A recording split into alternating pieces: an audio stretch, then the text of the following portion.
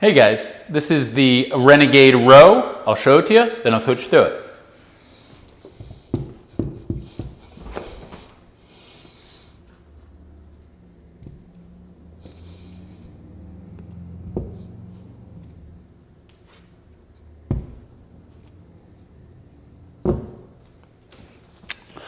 Okay, so the Renegade row is basically a plank with 2 dumbbells and a rowing motion. It's going to work on some stability in the base arm and some core stability for sure, and working some pulling motion with the other arm. Some things to note. You're in a high plank position. However, when you pull one hand off for the high plank, you no longer have 4 bases of support, but instead you have 3. And what will tend to happen when people get to their tight leg high plank, if they pull a hand off, they're going to kind of open up and shift to one side.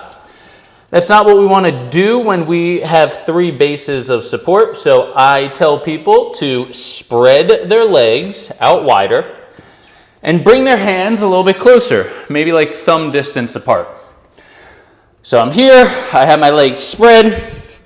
Now I'm more in like a triangle base so that when I remove one hand, I don't have to flip open, okay? And then the better that you get at that, the more closely you can bring your feet towards each other for a little extra challenge. But that triangle position will be easier to perform the Renegade row from. Once you find that high plank position, it's a matter of pulling the dumbbell towards the hip, creating that row motion, getting the scap from protracted position to a retracted position. Some modifications that you can do here. One, you can always do long spine from the quadruped position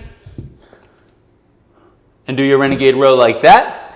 If it bothers your hands, you can always do one hand on the ground, one hand on the dumbbell, and you can do single-sided Renegade rows.